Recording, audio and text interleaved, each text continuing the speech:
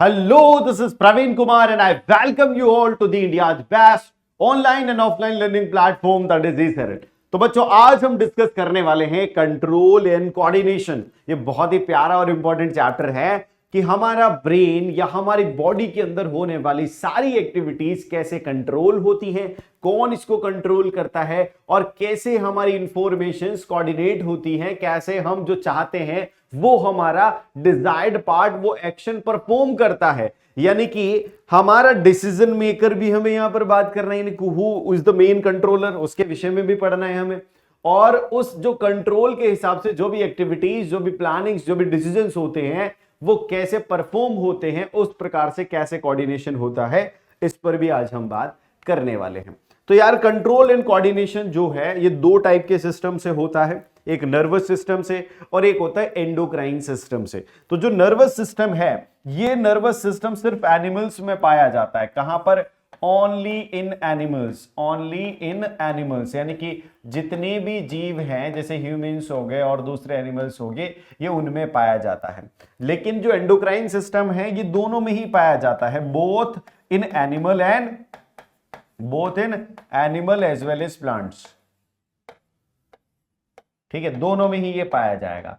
लेकिन किंतु परंतु जो नर्वस सिस्टम है वो प्लांट में नहीं पाया जाता। अब नर्वस सिस्टम को थोड़ा और डेप्थ में पढ़ेंगे तो दो टाइप के नर्वस सिस्टम होते हैं, एक सेंट्रल नर्वस सिस्टम, एक peripheral nervous system. Central nervous system में भी दो पार्ट्स हम स्टडी करेंगे, एक ब्रेन करेंगे और एक स्पाइन करेंगे, यानी स्पाइनल कॉर्ड करेंगे। पेरिफेरल में क्या होगा, जो ब्रेन से निकलने वाली जो छोटी छोटी नर्व्स हैं, जो पेरिफेरल नर्व्स उनको क्रेनियल नर्व्स बोलते हैं अपन, उनको स्टडी करेंगे। और जो स्पाइनल नर्व्स हैं, जो स्पाइन से इलोंगेट होकर निकलने वाली नर्व्स हैं, उनके बारे में हम थोड़ा जानकारी यहां पर लेते हैं। अब एक एक करके सारे जो की कॉन्सेप्ट्स हैं उनको समझते हैं। सबसे पहले नर्वस सिस्टम पर चलें तो इसकी जो बेसिक स्ट्रक्चरल और फंक्शनल यूनिट होती है, यानी कि जो इसकी सेल होती है, उसका नाम होता है न्यूरॉन। क्या नाम है उसका? न्यूरॉन। न्यूरॉन की स्ट्रक्चर कुछ इस प्रकार की है। न्यूरॉन के यहां पर हेयर लाइक डेंड्राइट्स निकले होते हैं, बीच में न्यूक्लियस होता है। यहां पर आप चलोगे तो ये पूरा एक्सोन कहलाता है और इस एक्सोन पर यहां पर माइलिन शीथ की कवरिंग होती है, ये छोटे छोटे सेगमेंट्स यहां पर बने हुए हैं। फिर हम बात करेंगे कि इसकी एक्सोन की एंडिंग आती है या नर्व एंडिंग आती है, ये भी हेयर लाइक स्ट्रक्चर से ही तरह ही होती है। तो यहां पर जो नर्व एंडिंग होती है इसको एक्सोन एंडिंग या नर्व एंडिंग भी हम बोलते हैं। तो जो इंपल्सेस होते हैं, यानी कि जो इंफॉर्मेशन जो इलेक्ट्रिकल इंपल्सेस के तौर पर हमारी बॉडी में ट्रांसमिट होती है, वो रिसीव कहां पर होती है? डेंड्राइट पर। और एंड कहां पर होती है? वो नर्व एंडिंग पर, यानी यहां से वो दूसरे न्यूरॉन में ट्रांसमिट हो जाएगी। तो ये ट्रांसमिशन के दौरान जो बीच में गैप आता है, यानी कि इस न्यूरॉन से जो दूसरा न्यूरॉन कनेक्ट होगा, यानी इसका नर्व एंडिंग दूसरे न्यूरॉन के डेंड्राइट से कनेक्ट होगी, तो उस जगह को हम बोलते हैं साइनैप्स। तो a small gap between two adjacent neuron where the nerve impulses passes from one neuron to the another neuron in one direction is called synapse. तो ये है वो। फिर हम बात करते हैं कि यार हमारे जो न्यूरॉन्स हैं वो इंफॉर्मेशंस को पास ऑन करते हैं, और जब भी हम जो भी हमारे ब्रेन तक इंफॉर्मेशन पहुंचती है उस इंफॉर्मेशन के रेस्पॉन्स में हम कोई ना कोई एक्टिविटी प्लान करते हैं। यही होता है, जैसे मान लो आपको कोई पेन चुभ रहा है तो आप अपने दिमाग में सोचोगे कि this is the wrong thing which is happening with me, तो आप क्या करोगे? उस हाथ को हटाओगे। तो ये आपके ब्रेन ने डिसीजन लिया और आपने हाथ वहां से हटाया। तो ये जो सिस्टम है पूरा का पूरा, इस सिस्टम में कुछ रिसेप्टर्स भी है जो सेंस करेंगे अलग अलग एक्टिविटीज को। तो ये जो सेंसरी न्यूरॉन है या सेंसरी रिसेप्टर्स है, ये कौन कौन है?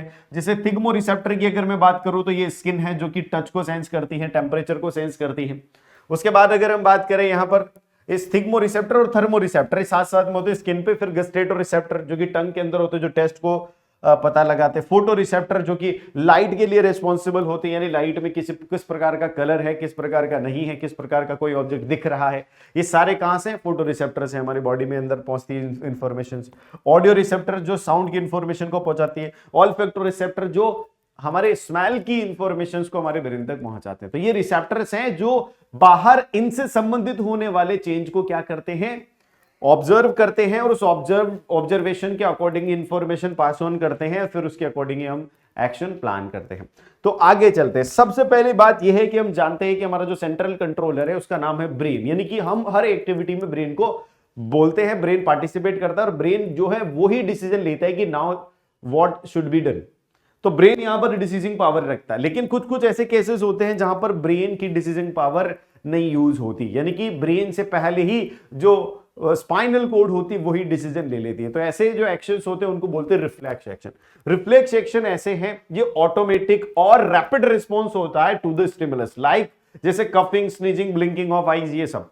लेकिन एक और इसमें स्पेशल केस बताता हूं। मान लो आप गलती से किसी तवे पर आपका हाथ रख गया, तवा बहुत गर्म है, तो आप अचानक से हाथ उठाएंगे या सोचेंगे पहले, यानी दिमाग को पावर में लाएंगे कि भाई अरे यार ये तो थोड़ा गर्म लग रहा है, हटाना चाहिए या नहीं हटाना चाहिए हाथ को। इतना टाइम नहीं लगेगा, आप जैसे तुरंत आपको टच होगा फटाक से आप हाथ को वहां से रिमूव कर लेंगे। तो ये जो स्पीडी रेस्पॉन्स होता है, रैपिड रेस्पॉन्स होता है, जिसको ही हम बोलते हैं रिफ्लेक्स एक्शन। तो रिफ्लेक्स एक्शन किसके द्वारा मॉनिटर किया जाता है? स्पाइनल कोड द्वारा मॉनिटर किया जाता है, यानी यहां पर ब्रेन का इन्वॉल्वमेंट नहीं होता है, ठीक है, तो not by the brain.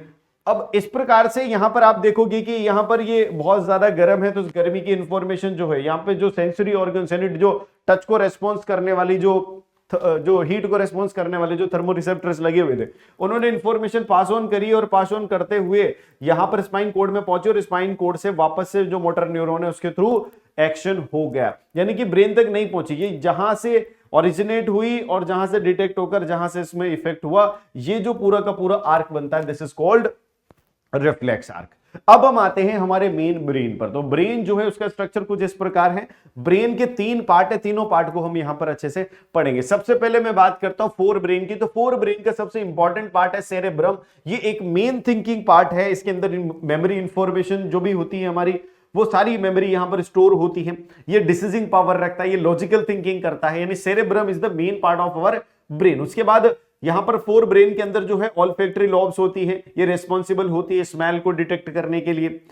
Hypothalamus होता है, this is the part of body जो क्या करता है, बॉडी के टेम्परेचर को कंट्रोल करता है। और अर्ज ऑफ ईटिंग, अर्ज ऑफ ड्रिंकिंग, ये सब जो भी हमारे को भूख लगना, प्यास लगना, ये सब इमोशंस होते हैं, ये हाइपोथैलेमस कंट्रोल करता है। तो यहां पर जो है फोर ब्रेन के 3 पार्ट अपन ने यहां पर देख लिए, एक सेरेब्रम, ऑल्फैक्टरी और हाइपोथैलेमस। उसके बाद मिड ब्रेन की बात करें तो इसका मेन काम है फोर ब्रेन को हाइंड ब्रेन से कनेक्ट करना। किसको किससे कनेक्ट करना? फोर ब्रेन को हाइंड ब्रेन से कनेक्ट करना। ये कंट्रोल करता है movement of the head, neck, trunk to locate the sound and visual reflexes that are involved in a focused or focusing to the object. यानी कि कोई भी ऑब्जेक्ट को देखने से या किसी भी ऑब्जेक्ट से साउंड आ रहा है तो साउंड के रिस्पॉन्स में हमारी गर्दन उधर घूमेगी, उस आंखें हमारी किस तरफ देखेगी, ये सब जो प्रोसेस है इसको कौन कंट्रोल करता है? मिड ब्रेन, ठीक है।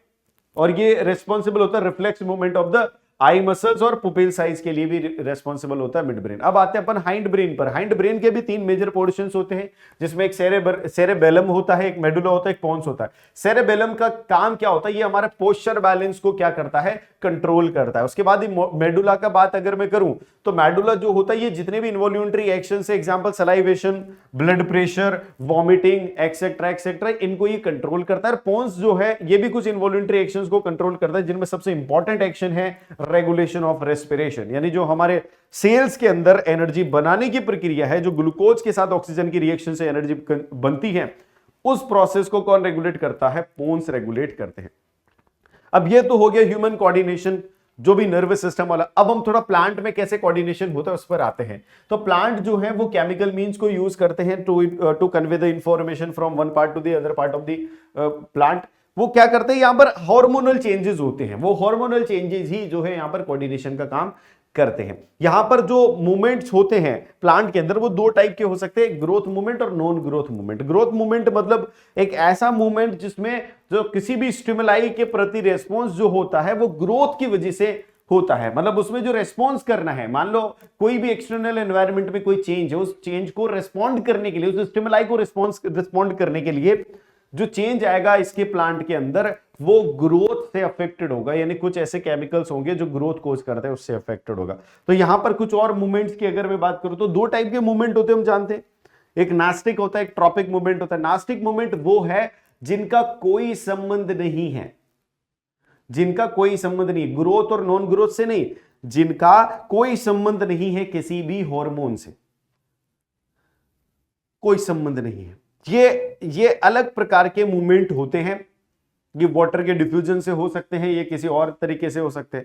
ट्रॉपिक मूवमेंट होते हैं जो स्पेसिफिक डायरेक्शन में होते हैं, और यहां पर जो स्टिमुलाई की डायरेक्शन है that is also responsible for the direction of response, यानी कि वो किस डायरेक्शन में रेस्पॉन्स होगा उसके लिए किस डायरेक्शन का स्टिमुलाई है वो यहां पर डिपेंड करता है। जबकि नास्टिक मूवमेंट में ऐसा कुछ भी नहीं होता है। आप इसको टच करोगे ना तो एक पर्टिकुलर वे में फोल्ड होगी, चाहे आप आगे से टच करो इसे चाहे पीछे से टच करो। ऐसा नहीं आगे से टच किया तो ये आगे की तरफ फोल्ड होगी, पीछे से टच किया तो पीछे की तरफ फोल्ड होगी। यानी आपने जिस डायरेक्शन में इसको स्टिमुलाई दिया उस डायरेक्शन पर इसका मूवमेंट की डायरेक्शन जो है डिपेंड नहीं करती। इसलिए ये कौन सा मूवमेंट है? नास्टिक मूवमेंट है।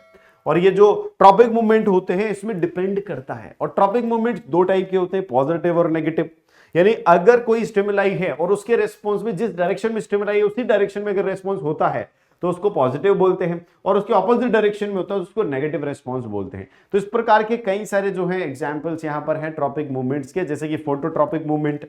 तो यहां पर लाइट की डायरेक्शन में अगर कोई प्लांट मूवमेंट हो रहा है, जैसे आपने सनफ्लावर देखा होगा, तो जब जैसे लाइट आती है तो जिस फ्रंट पर लाइट वहां पर होती है प्लांट के, उस फ्रंट पर जो ऑक्सीजन होता है, ऑक्सीजन एक केमिकल है, एक हार्मोन है जो सेल्स को इलोंगेट करता है प्लांट के अंदर। तो वो ऑक्सीजन जो है वो दूसरी साइड जो शेडेड साइड है उस पर डिफ्यूज हो जाता है। अब वहां ऑक्सीजन ज्यादा होगा कि उसकी सेल्स ज्यादा इलोंगेट होंगी, तो इलोंगेट होते ही वो एक साइड से लंबा हो गया, एक साइड से छोटा हो गया, इस प्रकार से वो बैंड हो जाता है टुवर्ड द सनलाइट। ऐसे जियोट्रॉपिज्म की बात अगर मैं करूं तो ग्रेविटी के रिस्पॉन्स में जो मूवमेंट होता है, ट्रॉपिक मूवमेंट होता है, वो क्या होता है? जियोट्रॉपिज्म। एक और बात बताता हूं, नास्टिक मूवमेंट, आपने टच मी नॉट प्लांट को छुआ तुरंत रेस्पॉन्स आया, लेकिन जो ट्रॉपिक मूवमेंट है वो बहुत क्विक नहीं होते, कंपैरेटिवली स्लो होते हैं। किससे? नास्टिक मूवमेंट से। यानी tropic movements are comparatively slow.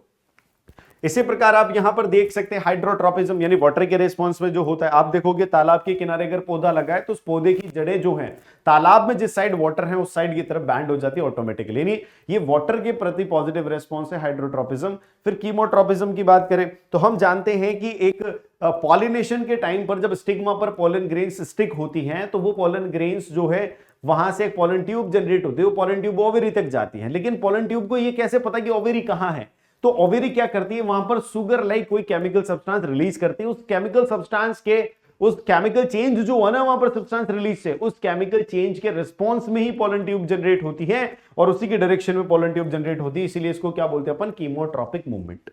अब हम प्लांट हार्मोन्स की बात करें तो हमारे पास कुछ मेजर 5 प्लांट हार्मोन्स होते हैं, जिनमें से 3 ग्रोथ हार्मोन होते हैं, जिसमें ऑक्सिन, जिबेरेलिन और साइटोकाइनिन। ऑक्सिन क्या करता है? ऑक्सिन का काम ही है जो सेल्स होती है उनको इलोंगेट करना, यानी सेल्स को और ज्यादा लॉन्ग करना। ऐसे जिबेरेलिन जो होता है वो बेचारा ऑक्सिन के प्रेजेंस में जनरली काम करता है, तो इसका काम है सेल को इलोंगेट करना और सेल को डिफरेंशिएट करना। डिफरेंशिएट का मतलब क्या है? सेल को मैच्योरिटी तक ले जाना और उसके बाद उसको एक पर्टिकुलर टास्क असाइन कर देना। This is called differentiation. तो सेल का डिफरेंशिएशन हो गया कि उसको एक पर्टिकुलर टास्क मिल गया। तो ये दोनों ही यही काम करते हैं, यानी ये भी जिबेरेलिन भी करता है, ऑक्सिन भी करता है। और जिबेरेलिन ऑक्सीजन की जो ऑक्सीजन होता है उसकी प्रेजेंस में काम करता है। अगर हम यहां पर हमारे चैप्टर के अकॉर्डिंगली बात करें तो ये क्या करता है? ये प्लांट को लॉन्गर ग्रो कराता है और ये प्लांट की गर्थ को ग्रो करता है, यानी कि स्टेम को जो है वाइड बनाता है, यानी कि ये टॉल करता है, ये वाइड बनाता है। साइटोकाइनिन जो है, अब यहां पर साइटोकाइनिन का साइटो मतलब सेल और काइनिन मतलब डिवीजन, तो ये सेल डिवीजन को प्रमोट करता है। तो यहां पर साइटोकाइनिन का मेन फंक्शन क्या हो जाएगा? To promote the cell division. इसकी जो हाईएस्ट कंसंट्रेशन होती है वो फ्रूट्स में और सीड्स में होती है, क्योंकि यहां पर रैपिड सेल डिवीजन होता है इस वजह से। एक होता है एब्सिसिक एसिड जो कि बिल्कुल ही ग्रोथ इनहिबिटर है। ये क्या करता है? जितने भी ग्रोथ मूवमेंट है उनको स्टॉप करवा देता है ये, यानी फॉलिंग और विल्टिंग ऑफ लीव्स इसकी वजह से होता है। इसकी वजह से डॉर्मेंसी आ जाती है सीड्स के अंदर, वो और ज्यादा ग्रो नहीं कर पाते। तो ये सारे जो मूवमेंट है ये कैसे मूवमेंट थे? ग्रोथ इनहिबिटर मूवमेंट थे। यहां पर अगर मैं बात करूं तो मैंने वही बताया, यहां पर ऑक्सिन, जिबेरेलिन, साइटोकाइनिन जो है ये सब ग्रोथ प्रोमोटर हैं, और यहां पर एब्सिसिक एसिड और इथाइलिन जो है ग्रोथ इनहिबिटर है। एब्सिसिक एसिड का wilting and falling of the leaves होता है, और जो इथाइलिन है इसका काम है राइपनिंग ऑफ फ्रूट, यानी फ्रूट को राइप करके उसको डिटेच फ्रॉम द प्लांट करना, ये इथाइलिन का काम है। तो दोनों ही क्या है? ग्रोथ इनहिबिटर है, और ये तीनों क्या है? ग्रोथ प्रोवाइडर है, ये ग्रोथ प्रमोटर है। उसके बाद कुछ एंडोक्राइन सिस्टम ह्यूमंस के अंदर भी होता है, तो ह्यूमंस के अंदर भी कुछ ग्लैंड्स होती है, जैसे पिट्यूटरी ग्लैंड जो कि ग्रोथ हार्मोन सीक्रेट करती है, जो बॉडी की ग्रोथ और जो दूसरे एंडोक्राइन ग्लैंड्स है उनकी फंक्शनिंग के लिए इंपॉर्टेंट होती है। थायराइड थायरोक्सिन हार्मोन सीक्रेट करती है जो मेटाबॉलिक रेट को बैलेंस करके रखता है, ग्रोथ को बैलेंस करके रखता है। पैराथाइरॉइड जो है ये कैल्शियम के लेवल को बैलेंस करता है बॉडी के अंदर। Adrenaline hormone adrenal gland secret करती है जो हमें इमरजेंसी में प्रिपेयर करता है, डू एंड डाई हार्मोन भी इसको बोलते हैं। पैंक्रियाज इंसुलिन हार्मोन सीक्रेट करती है जो ब्लड के अंदर शुगर लेवल को मेंटेन करने में हेल्प करता है। उसके बाद टेस्टिस जो है टेस्टोस्टेरोन हार्मोन सीक्रेट करते हैं, जो कि सेकेंडरी सेक्सुअल कैरेक्टर जो मेल्स के अंदर होती है उसके लिए रिस्पॉन्सिबल है। ओवरीज एस्ट्रोजन और प्रोजेस्टेरोन करती है, जो फीमेल में जो सेकेंडरी सेक्सुअल कैरेक्टर्स है उनके लिए, उनके डेवलपमेंट के लिए, फीमेल या जो हमारा जेनिटल सिस्टम से इनके डेवलपमेंट के लिए रेस्पॉन्सिबल होते हैं। इसके बाद अगर हम बात करें तो ये कुछ विशेष लोकेशन है जहां पर ये ग्लैंड्स पाई जाती हैं। तो पिट्यूटरी ग्लैंड यहां पर ब्रेन के यहां पर पाई जाती है, हाइपोथैलेमस, पीनियल, थायराइड जो है गले में पाई जाती है और पैराथायराइड उसके जस्ट नीचे पाई जाती है। थाइमस ग्लैंड जो है वो लंग्स के आसपास पाई जाती है। पेंक्रियास जो है किडनी के बीच में होती है और एड्रिनल ग्लैंड जो किडनी होती है उसके जस्ट ऊपर होती है। उसके बाद टेस्टिस जो है जो हमारे गॉनेट्स में होता है, यानी कि जो जेनिटल एरियाज है वहां पर टेस्टिस होता है। ऐसे ही ओवरीज जो है वो फीमेल में जेनिटल एरियाज पर होती है। तो ये लोकेशन है कुछ ग्लैंड्स की जो आपको यहां पर दिखाई गई है। फीडबैक सिस्टम कैसे काम करता है तो हम देख सकते हैं यहाँ पर फीडबैक सिस्टम का। कार्बोहाइड्रेट रिच मील जब हम खाएंगे तो ग्लूकोज लेवल किस में राइज होगा, ब्लड में। तो ये ब्लड जो है ग्लूकोज रिच हो जाएगा। तो यही मैसेज जो है पैंक्रिया की जो बीटा सेल है वो इंसुलिन सीक्रेट करके सेल्स तक पहुंचाती है। सेल्स क्या करती है, सेल्स को ये टेकअप करने, ग्लूकोज टेकअप करने के लिए स्टिमुलेट करती है। सेल्स इस ग्लूकोज को क्या करती है, एब्जॉर्ब कर लेती है। इसलिए जो ग्लूकोज का लेवल है वो फॉल हो जाता है। जैसे ग्लूकोज का लेवल फॉल होता है, फॉल होते ही इंसुलिन का जो सेक्रेशन है वो बंद हो जाता है और इंसुलिन का सेक्रेशन बंद होने से फिर क्या होता है, आदमी को भूख लगने लग जाती है। तो जैसे ही भूख लगेगी यानी ग्लूकोज का लेवल डाउन होगा तो फिर वापस से वो मील भोजन करेगा और भोजन करने के बाद सेम प्रोसेस दोबारा से कंटिन्यू हो जाएगा। तो this is all about the chapter जिसमें सारे इंपॉर्टेंट की एस्पेक्ट्स हमने डिस्कस करे हैं। तो अब हम मिलते हैं अगले लेक्चर में, अगले चैप्टर के वीडियो में। तब तक के लिए बाय बाय।